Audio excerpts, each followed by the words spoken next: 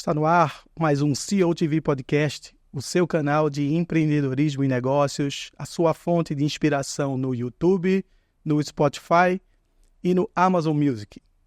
Hoje o CEO TV Podcast se conecta com uma pessoa iluminada, uma pessoa especial, à frente do seu tempo, que vem fazendo diferença na sua geração, inspirando pessoas. Estamos falando do Dr. Cláudio Lotenberg. Cláudio Lotenberg ele é presidente do Conselho Deliberativo do Hospital Israelita Albert Einstein, é presidente da CONIB, Confederação Israelita do Brasil, atuou como secretário de Saúde de São Paulo na gestão de José Serra, é empreendedor serial em diversas frentes, é ex-presidente da AMIL, também é escritor na área de saúde, é presidente institucional do Instituto Coalizão e também é um praticante de jiu-jitsu.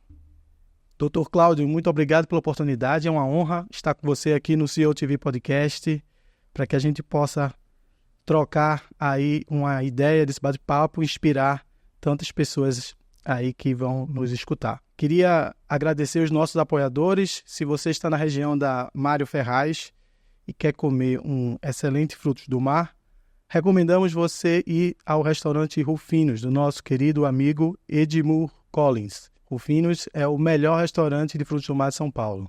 Se você está pensando de dar um upgrade na sua empresa, em termos de planejamento de tax, de contabilidade, conte com a Austin Consultoria e Contabilidade, uma empresa smart que faz contabilidade para pequenas e grandes empresas e faz um trabalho de auditoria dos últimos 5 anos para que possa otimizar a carga tributária das empresas. Então é um prazer e uma honra ter você aqui conosco no CEO TV Podcast. Muito obrigado. A gente queria iniciar esse bate-papo aqui, já pelo nosso amigo Pedro Valente, né, que nos surpreendeu de falar que você vai lá, quando você vai estar lá para Miami, você faz um jiu-jitsu lá com ele, né? Então a gente queria começar aí prestigiando a comunidade do jiu-jitsu e ouvindo um pouco do que você tem, da sua impressão dessa arte maravilhosa. Olha, na verdade, o Pedro é um amigo.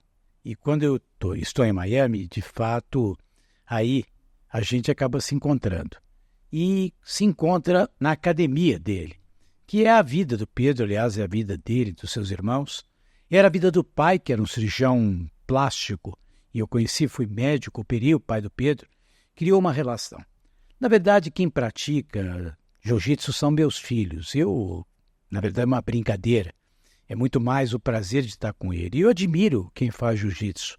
Admiro pela disciplina, admiro porque isso traz um processo de autocontrole, propõe, na verdade, um ritual que eu acho que é importante. Nós vivemos hoje um mundo que exige determinadas normas, no mundo corporativo, no mundo social, no mundo familiar. E o jiu-jitsu é muito inspiracional. E a conversa com o Pedro, que é uma conversa que é uma delícia. Pedro é uma pessoa muito sofisticada intelectualmente, como eu disse a você, ele inspira muitos jovens. Eu gosto muito de ver a influência positiva que ele tem em cima dos meus filhos, de outros jovens. Então, é muito mais uma terapia mental do que propriamente um esporte de natureza física. Portanto, eu acho que é um privilégio poder ter sido chamado por ele e até que ele se lembre, né, que eu tenho esse carinho de poder estar com ele nesses momentos quando lá estou em Miami. Mas é isso aí, uma coisa que eu aprendi com o Pedro é justamente isso.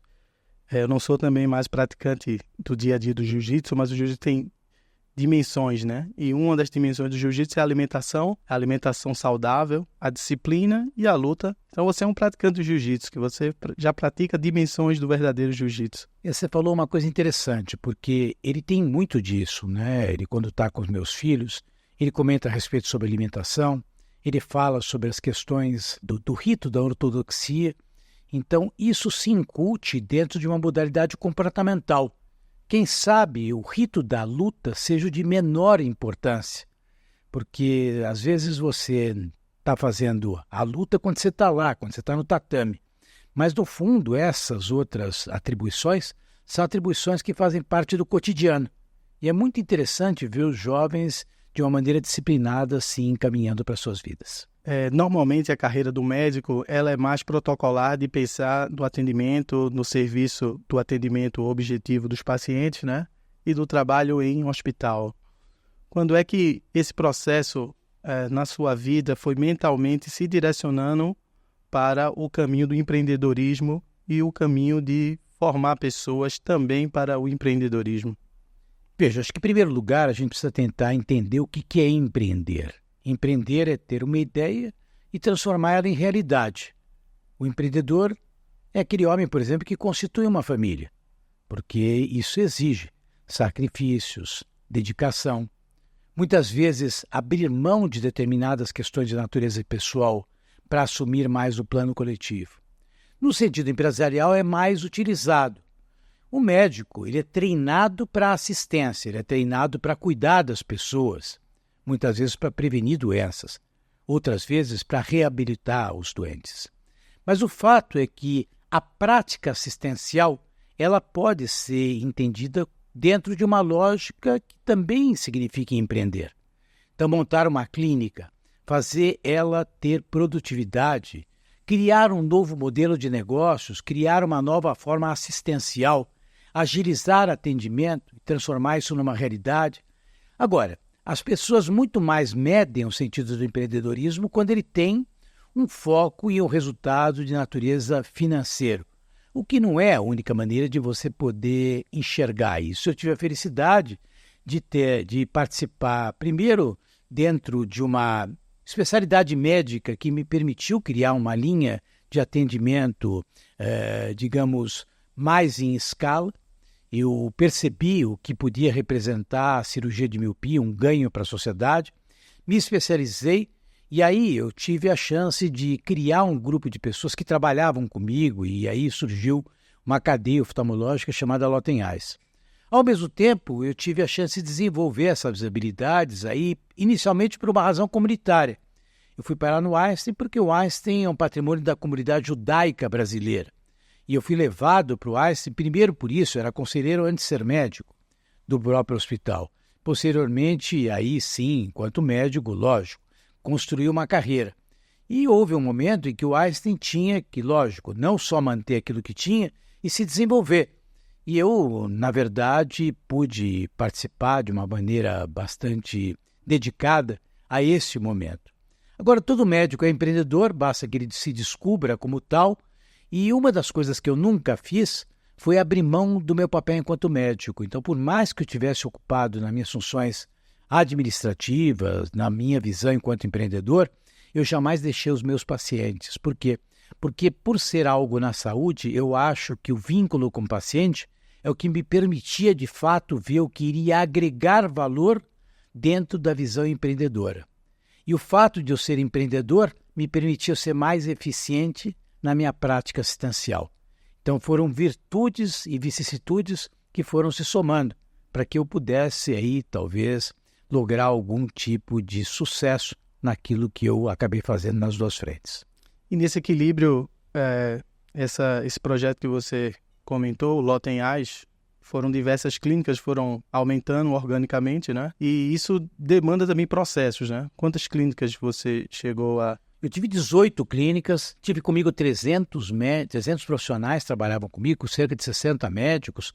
Era uma operação bastante robusta e bastante eficiente. Nós chegávamos a operar, durante algumas semanas, cerca de 100 pacientes. Então, nascemos com uma clínica para cirurgia de miopia, ampliamos para catarata e aí, sabe como é que é? O olho tem outras coisas. Aí fui buscando outras expertises, fomos complementando e foi uma iniciativa muito vitoriosa na época. Foi feito um M&A com esse business e você vendeu esse business? Na verdade, não foi bem um M&A, porque nós nos juntamos com uma clínica oftalmológica, nós acabamos nos juntando com um grupo maior, que era o grupo Amil, e quando eu fui virar presidente da Amil, eu vendi as clínicas para eles, né? A operação existe até hoje nas mãos deles, eu acompanho um pouco a distância, né? Mas eu também voltei a atuar, nunca deixei de atuar na oftalmologia, e hoje também eu tenho a minha prática assistencial, que acontece dentro do Hospital Israelita Albert Einstein, e tenho uma clínica também na região dos Jardins, que é, de novo, uma iniciativa empresarial, não sei onde é que isso vai dar, é uma natureza diferente, com novos colegas, né? Mas e com um sentido de participação, inclusive, diferente da minha parte, mas que tem me dado bastante prazer. Além de empreendedor, médico, você também tem uma participação muito forte em conselhos, né? A gente viu que você participa em empresas de cannabis e entre outros empreendimentos. De forma high level, quais são os outros negócios que você tem apoiado, seja como conselheiro, seja como empresário? Eu estou na área de farma, né? Eu sou presidente do Conselho da Bion, que é uma indústria farmacêutica que nasce em insulina, mas hoje trabalha também com uma série de imunobiológicos. Eu sou o chairman da Endogen, que é uma empresa de cannabis. Estou envolvido numa iniciativa de telemedicina estendida, que é uma empresa de cabines, chamada RAI, na qual também tenho as funções de chairman. Participo de uma iniciativa chamada Humana Magna, que é uma companhia de atendimentos terciários, né, aqueles atendimentos mais crônicos de reabilitação. Portanto, que não me falta trabalho, mas quase sempre na área da saúde, porque é onde, de fato, eu posso colaborar. Essa é a expertise para a qual eu me dediquei toda a minha atividade, todo o meu crescimento e a minha intelectualidade. Os CEOs hoje ele tem uma preocupação muito forte no processo de formação, sobretudo sucessão. Olhando algumas entrevistas suas, alguns podcasts até que você já participou, como é que você vê essa questão da gestão de pessoas, na formação, no apoio de pessoas que estão trabalhando em prol de um objetivo de uma empresa, para que essas pessoas voem, essas pessoas possam empreender, possam crescer, possam criar asas? Olha, eu acho que a primeira coisa, né, que eu sempre digo para alguém que vai trabalhar em algum lugar ou que vem trabalhar perto da gente, eu digo, olha, a primeira pergunta que você tem que fazer é amanhã quando você sair, quem vai para o teu lugar? O processo de sucessão é um processo de preocupação permanente daqueles que de fato querem pensar na perenidade, que tem um compromisso ético de responsabilidade, que luta por interesses que não sejam só interesses próprios e pessoais. Evidentemente que isso exige da gente uma série de habilidades. E a primeira delas é que a pessoa tem que ter uma competência técnica, quer dizer, você precisa ver nela qualidades para o exercício daquela função. Mas ela tem que alargar o seu conhecimento, isso significa aprimorar a sua qualidade intelectual. Por quê? Porque você diferencia-se, principalmente em funções técnicas, por aquilo que você tem que não necessariamente você percebe de forma objetiva, senão pela subjetividade. Então eu insisto muito para que as pessoas elas refinem muito a sua literatura, eu insisto muito para que as pessoas conversem, dialoguem e que elas tenham algo que tem, sem dúvida alguma, um segredo que é uma chave para o sucesso, que é relacionamento. E eu acho que as pessoas que são competentes tecnicamente, são pessoas que estudam, que leem, não só cultura específica daquilo que elas fazem, mas cultura geral, que trabalham um relacionamento, eu sempre insisto para que elas tenham certeza que estão apaixonadas por aquilo que elas fazem. Então, a paixão, relacionamento, conhecimento técnico, conhecimento geral, são ingredientes fundamentais para que a gente possa fazer com que as pessoas se sintam estimuladas. Sempre com uma pitadinha de ambição. Às vezes as pessoas têm medo de falar que são ambiciosas, né? Como se a ambição fosse uma característica ruim. Ela não é. É como você falar de apetite e gula. Todo mundo tem que ter apetite, o que não pode é ser guloso. A ambição, se ela é forjada em valores, por que não? Então, eu estimulo muito os jovens para que sejam ambiciosos, que queiram crescer, que queiram juntar patrimônio, que queiram ocupar espaço, que queiram ter poder, lógico, sempre pautando pela ética. As empresas de auditoria globais, nesse particular, falando da Grant Thornton, divulgam anualmente em pesquisas das principais preocupações dos CEOs. E dentro dessas pesquisas apontam praticamente 3 pilares, todas elas, que é a inteligência artificial, cyber security e diversidade e inclusão. No contexto da saúde, como é que o doutor vê esses 3 pilares? Olha, nós tivemos exemplos aí de questão de cybersecurity, com invasão de dados. A gente sabe que toda essa questão da deep internet, né, é um problema. Os prontuários médicos valem uma fortuna para esse tipo de exploração ilegal, né, para não dizer de outra maneira. E isso já aconteceu com companhias aí de saúde. Hoje, as companhias de saúde chegam a gastar entre 8% e 10% do seu faturamento em TI. TI no senso amplo. Eu diria aí maquinário, licenças, OPEX e assim por diante.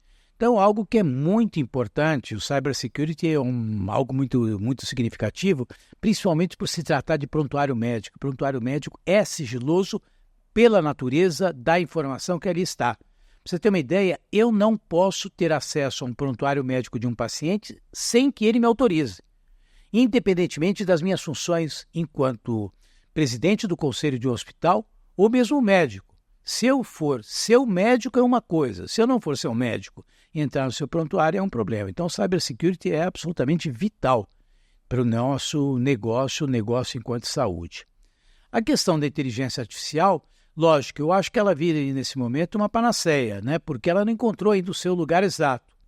A medicina é a ciência humana mais humana das ciências humanas. Então, nem tudo que os algoritmos trazem se aplica àquela paciente. Acho que tem muita coisa importante para acontecer, muita automação, muita previsibilidade que será fruto da inteligência artificial, mas isso não vai, de forma alguma, ocupar o espaço do médico. Agora, que tem muito desperdício e vai ter muita otimização, vai ter. Que vai ter muito mais objetividade, vai ter, mas não vai ter lateralização por parte do médico. E as questões aí de inclusão, de diversidade, isso faz parte de uma pauta de ESG, ou ASG, como alguns chamam no nosso meio. Eu acho que a gente tem que trabalhar muito bem, e eu só lamento porque a gente está discutindo diversidade, respeito às minorias, com práticas corporativas, quando isso deveria ser uma prática social. E a gente vive hoje em dia, em função de uma polarização, uma polêmica enorme, que é uma discussão de ódio, um discurso de ódio, que tem afrontado várias minorias. Eu represento uma e você representa a outra. Judeus e negros, né? Estão sendo ofendidos, estão sendo lateralizados, estão sendo tratados de uma forma talvez camuflada, mas lamentavelmente é uma prática do cotidiano. Quem sabe as empresas consigam internamente reverter e sair da bolha e reverter externamente.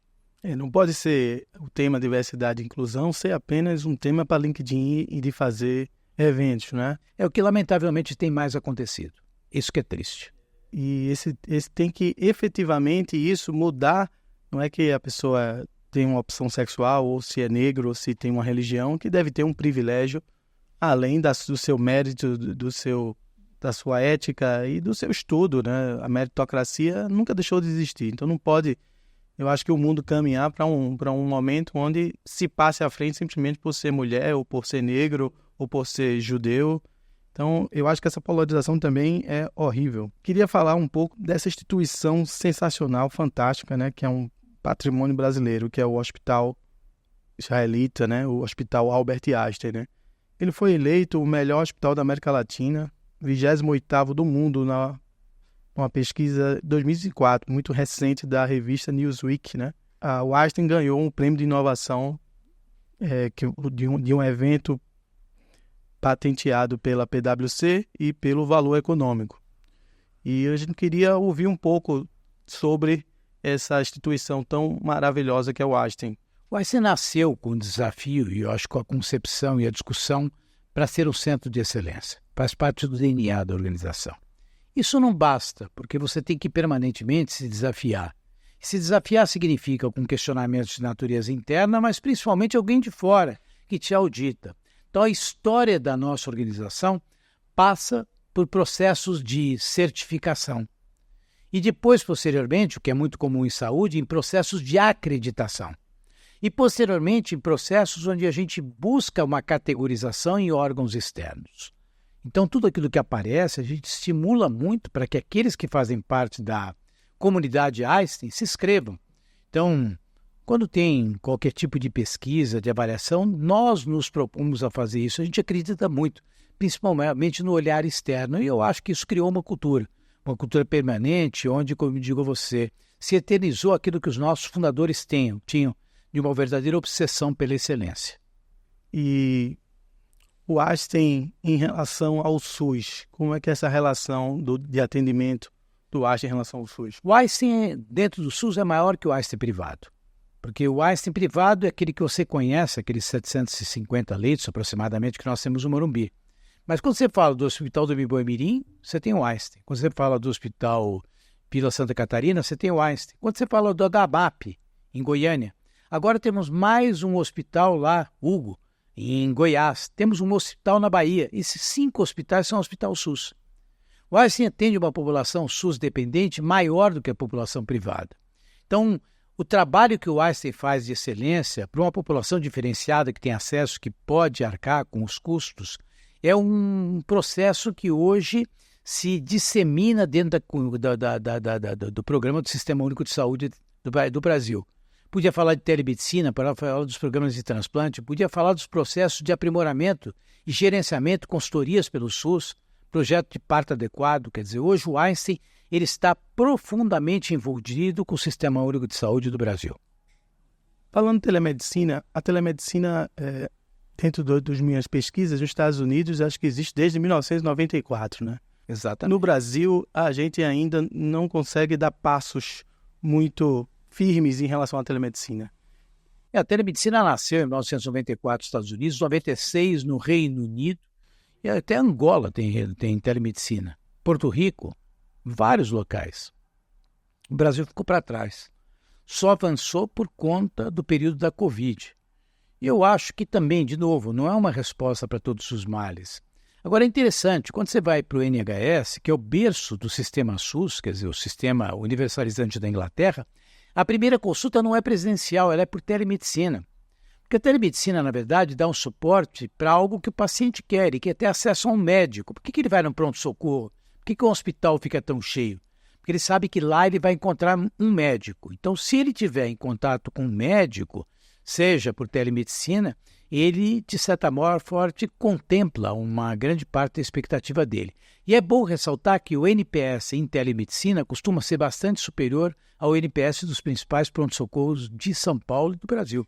Então é algo que poderia estar andando mais rápido, felizmente começa a andar, mas eu acho que tem aí uma avenida no sentido de tornar a saúde muito mais acessível dentro do princípio da equidade. Porque a telemedicina, a maioria dos atendimentos, quem vai no pronto-socorro, talvez não seja o atendimento mais complexo, talvez procure ser o atendimento mais simples, que eu preciso conversar com o médico, saber que remédio eu tomo, o que proceder. A tua pergunta é tão pertinente porque se você, que talvez tenha um plano de seguro-saúde ou paga particularmente, se você ligar para o seu médico para conseguir consulta para hoje, você também não consegue.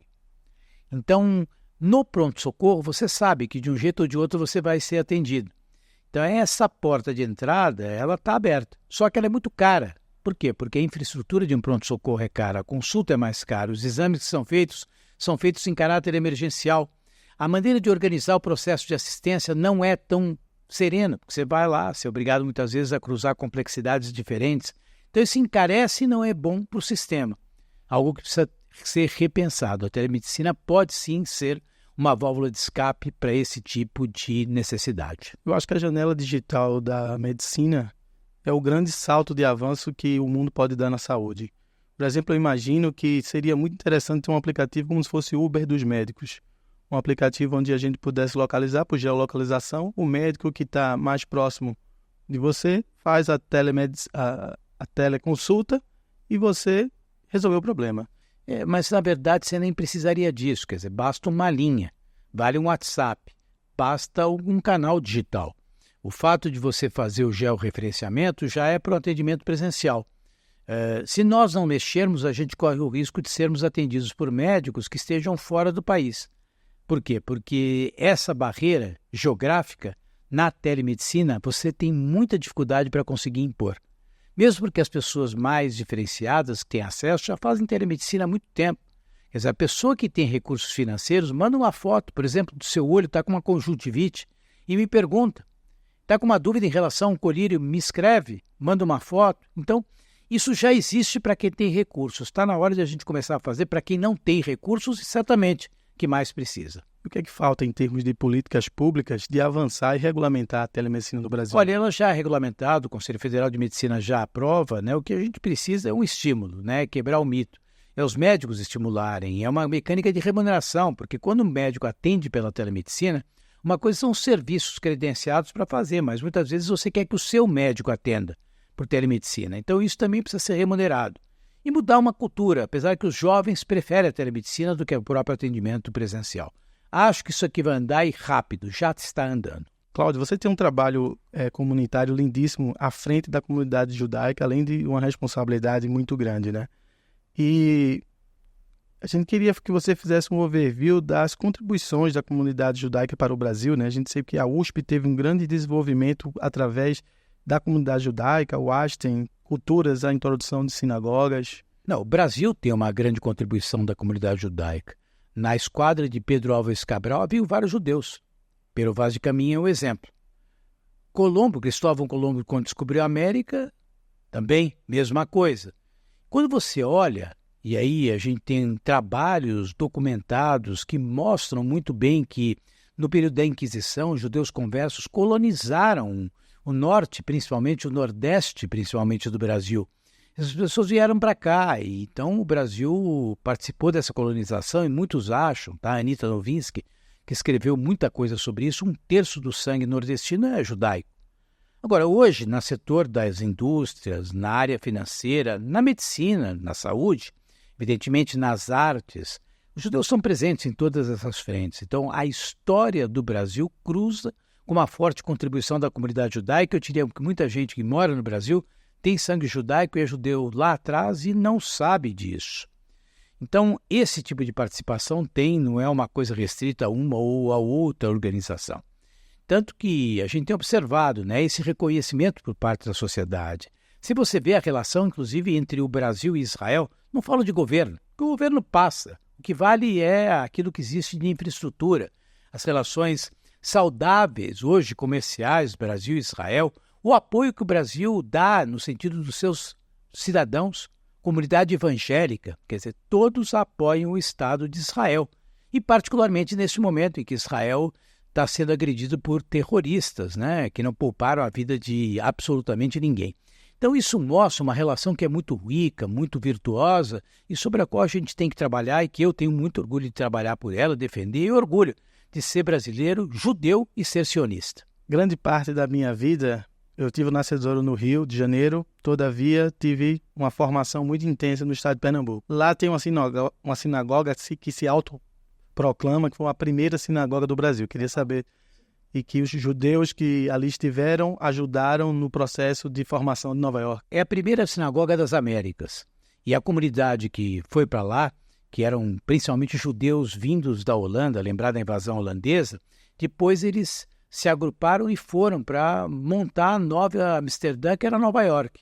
Então essa história que você acaba de narrar é a história também do povo judeu. O povo judeu contribuiu sempre, tem uma relação, aliás, muito saudável com os árabes de muitos anos, tá?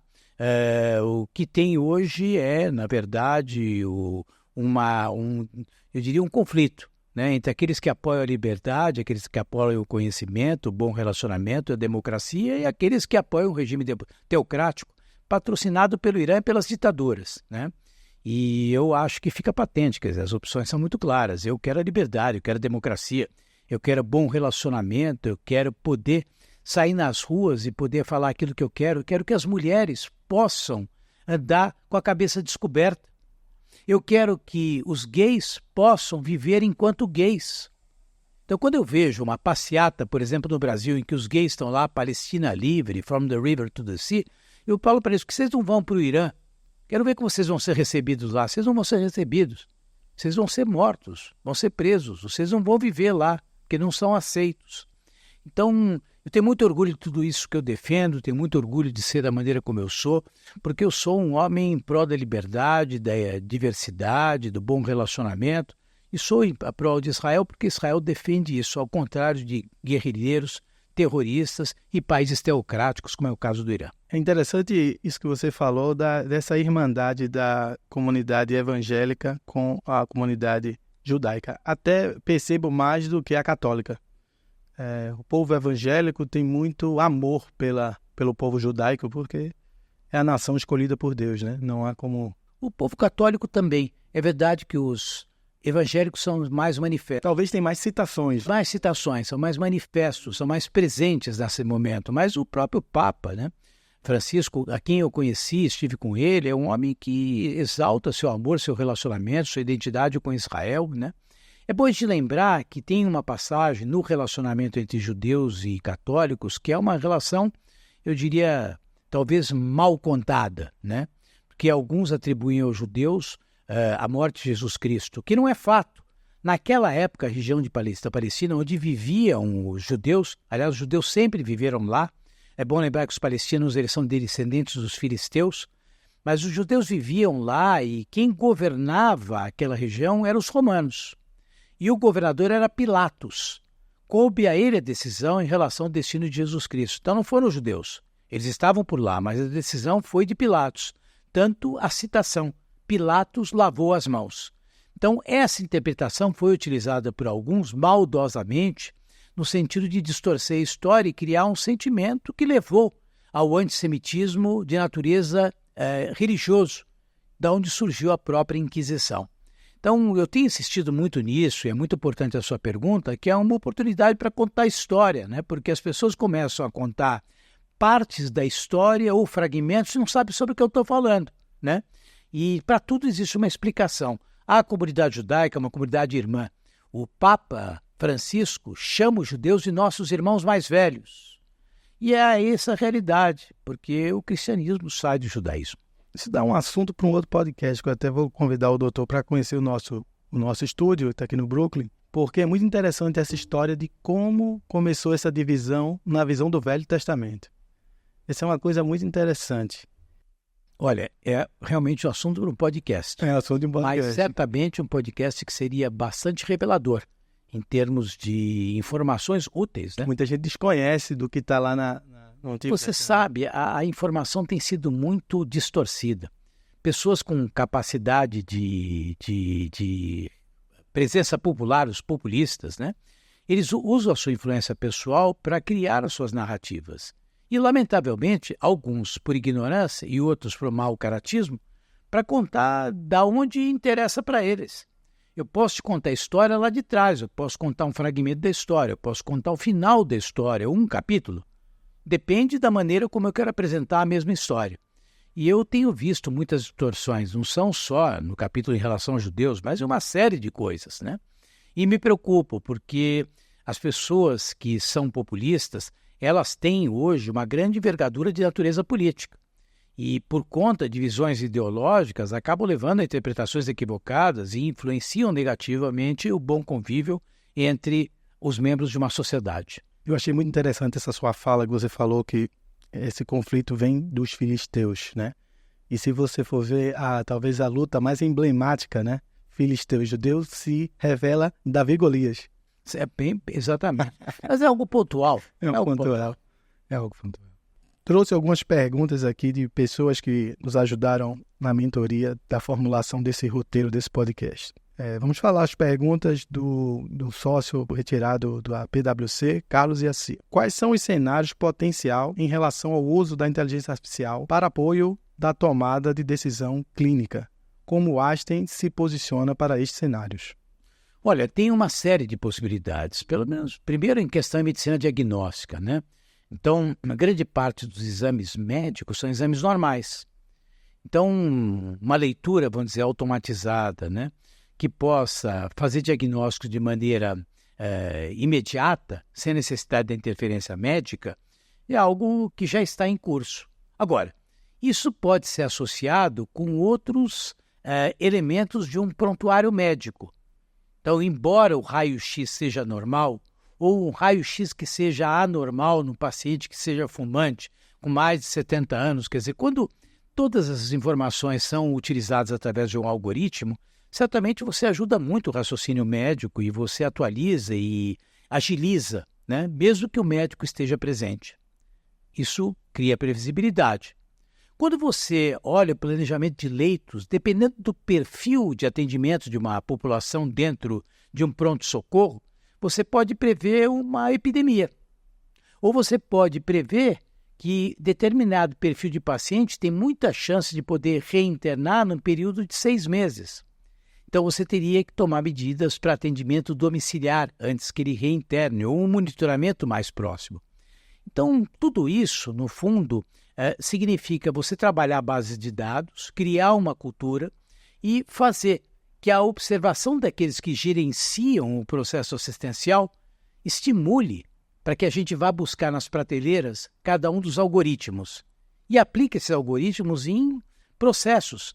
Cada um deles, claro, visando uma prática assistencial cada vez mais segura e com menos dispêndio e desperdício. Que países hoje estão na vanguarda aí da questão da inteligência artificial focada à prática da medicina? Olha, Estados Unidos tem muito, o próprio Reino Unido tem muito, nós do Einstein temos bastante. Nós temos alguns centros de excelência, particularmente no próprio Canadá. Então tem muita coisa acontecendo. A verdade é o seguinte, não vai ter uma inteligência artificial que você vai comprar em prateleira. Por quê? Porque o perfil geográfico é diferente, o perfil demográfico é diferente, as características populacionais, os recursos de infraestrutura são diferentes.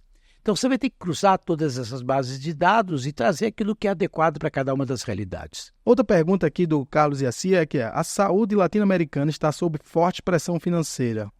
Como equacionar o custo da qualidade dos cuidados em momentos dessa turbulência econômica? Porque não é a saúde latino-americana, é a saúde do mundo. Do mundo. Quer dizer, essa questão da sustentabilidade é um problema internacional. Em primeiro lugar, porque as pessoas estão vivendo mais e as tecnologias elas estão se sofisticando, mas encarecendo. Então, você vai ter que fazer opções, usar de uma forma mais inteligente, porque quando você olha as porcentagens de PIB que são gastos, não é pouco dinheiro. Mas a forma de utilização está sendo complexa. Eu acho que a primeira coisa deriva de a gente ensinar aos pacientes que o autocuidado é importante. Nós terceirizamos muito o cuidado para médicos, para centros médicos, hospitalares, e aí você acaba tendo um abuso tecnológico. Em segundo lugar, eu acho que está aí, que nós falamos de medicina digital, que é uma resposta eficiente, barata, de fácil acesso. O terceiro é você ter aí uma inteligência artificial bem utilizada, que possa racionalizar, né? E, por fim, eu acho que o sistema de pagamento tem que mudar. Hoje a gente paga pelas utilizações, é a mecânica do fee for service. Se a gente não rever isso, a gente vai continuar estimulando o desperdício, porque você ganha por aquilo que você usa. Então, você estimula mais uso. Se você ganhar pelo resultado que você entrega, você provavelmente vai usar de uma forma mais racional. Em termos de leituras, para aqui a nossa audiência que se inspire nesse seu espírito tão empreendedor e líder, o que é que você recomendaria de leitura essencial para quem está nos escutando? Olha, vamos falar de uma literatura, né? Caim e Abel. Eu acho que Caim e Abel é o livro talvez mais transformador da minha vida.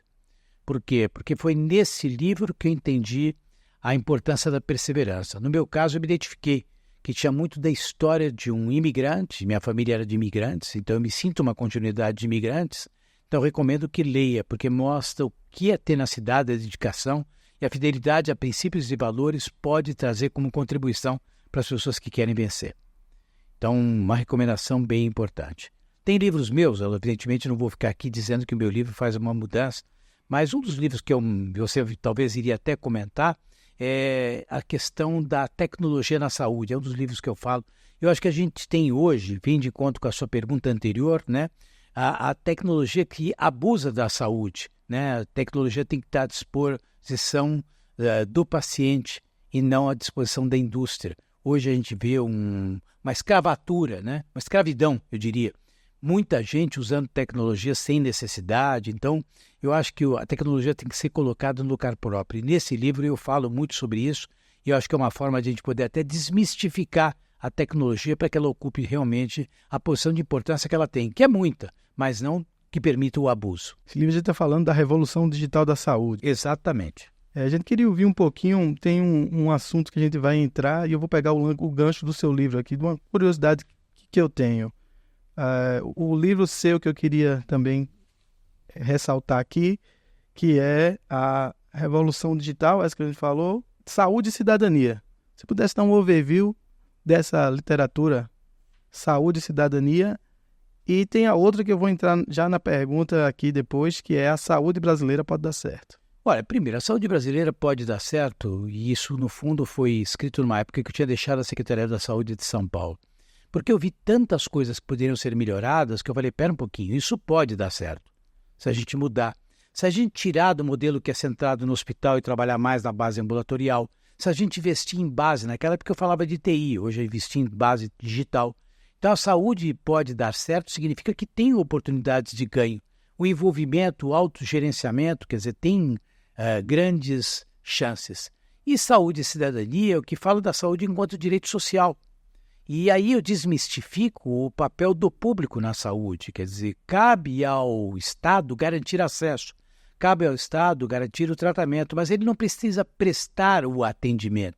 Então, quando você fala de cidadania, que é o direito do cidadão, você está falando de que você tem que procurar a forma mais inteligente, eficiente e até econômica. E isso significa, sim, aproveitar as eficiências do privado, que eu acho que ainda é muito pouco aproveitado no cenário da saúde. Você falou um pouco aqui, eu penso numa coisa, saúde digital versus criação de um plano digital de saúde. Eu acho que um país que tem mais de 200 milhões de habitantes, né, ele precisa, porque você precisa de infraestrutura digital, você precisa ter que as pessoas tenham acesso, né? Nem todo mundo tem um smartphone para usar.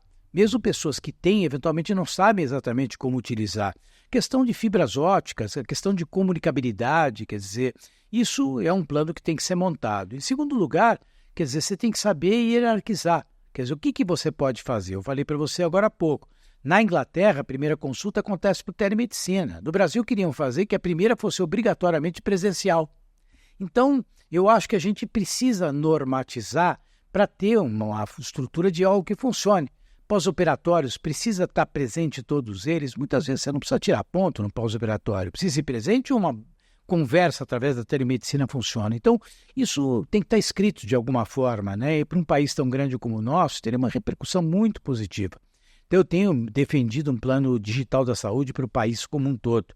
Claro, isso dá trabalho, né? E não necessariamente dá voto, porque uma coisa é se levantar um hospital e colocar leito.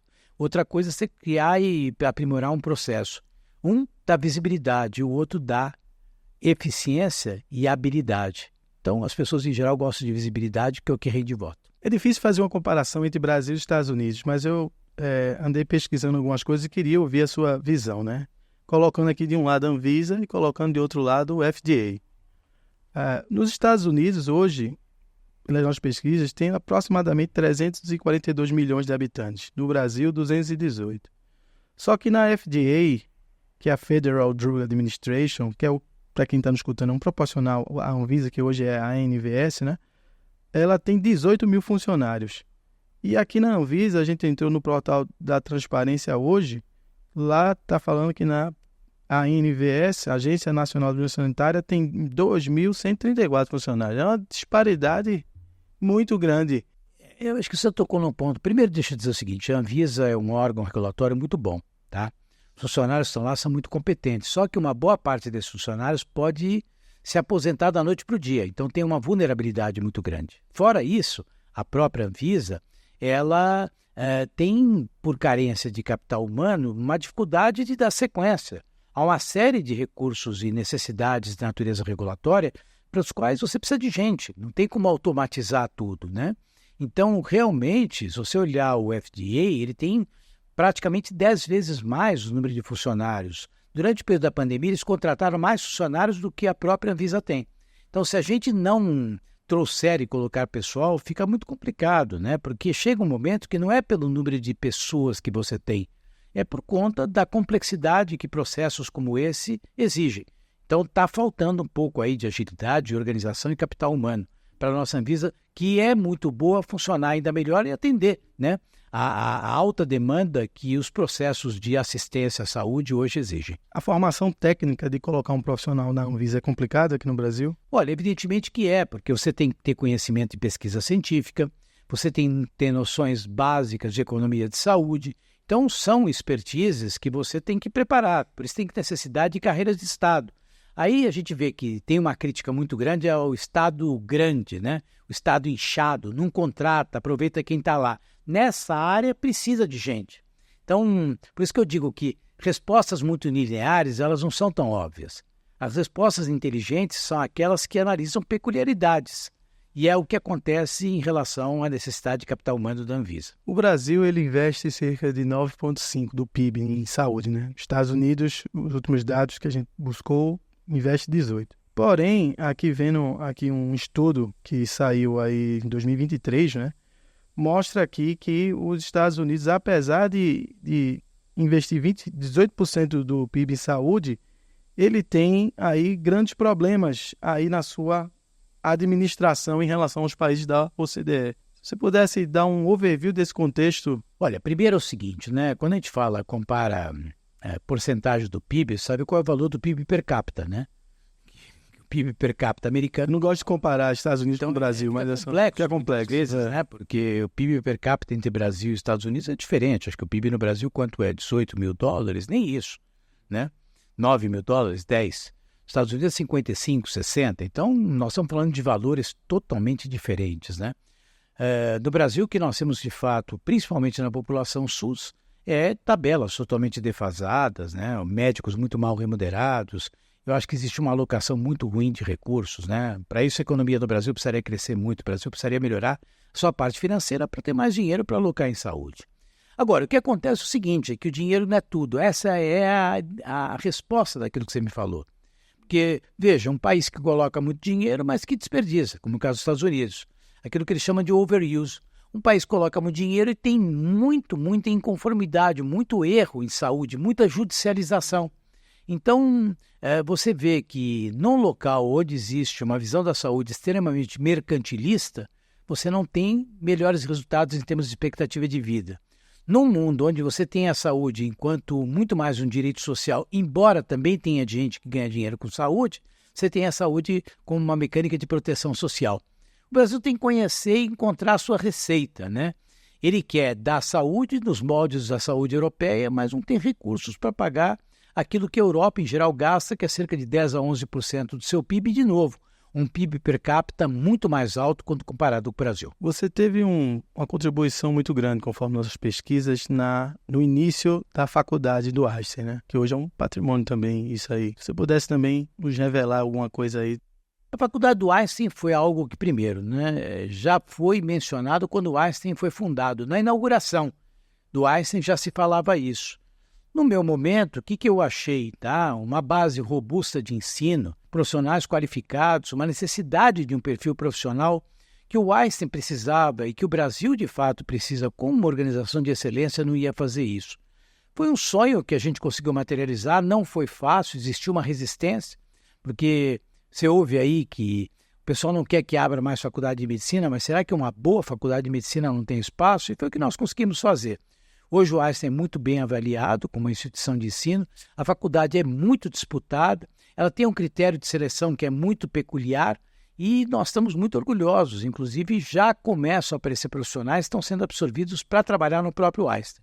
Então quando você vê todo um processo evolutivo como esse, né, onde você vê médicos que são treinados desde o primeiro momento a trabalhar em equipe, dentro de uma cultura de atendimento multiprofissional, eu tenho muito orgulho da Faculdade de Medicina do Einstein, que eu, de fato, dei o pontapé inicial e comecei. Aliás, a primeira turma praticamente já estava em curso, quase no final, quando eu deixei e passei a presidência do conselho, onde eu estou. Mas hoje, sob a liderança do Sidney Kleiner, que é o atual presidente do Einstein, isso acontece e, graças a Deus, eu digo até uma coisa para todo mundo que me escuta. Vai muito melhor que estava quando eu estava lá. Nessa posição. Por quê? Porque as pessoas se renovam, líderes novos surgem, propostas diferentes, quer dizer, fico muito orgulhoso do que a geração subsequente está conseguindo fazer. Essa sua escolha pela oftalmologia se deu por quê? Porque eu gostava de conciliar a clínica com cirurgia. Mas acabei descobrindo algo que para mim foi fundamental. Eu sou uma pessoa muito agitada, né? Eu gosto de fazer as coisas e sou muito decidido e resolutivo. E a oftalmologia é uma especialidade muito direta, porque você examina, tira uma história, e aí você enxerga o olho em toda a sua estrutura. Então, praticamente, você não só faz uma avaliação clínica, como você faz uma semiologia diagnóstica, o exame complementar você mesmo faz, e você dá a conduta. Então, aquilo que demora, às vezes, 2, 3 consultas para fazer numa outra área médica, na oftalmologia é quase que imediato. E tem o prazer de poder operar e devolver a visão. Então, olha que prazer, né? Devolver a visão para uma pessoa. É muito, muito gratificante ser oftalmologista. Eu vi em algum podcast que você fez, que falando que você antes um paciente procurava a sua clínica para trocar de óculos. E agora a coisa mudou. Era o começo da oftalmologia. A cirurgia de miopia não existia, a cirurgia de hipermetropia, né? As pessoas operavam a catarata mais tardiamente.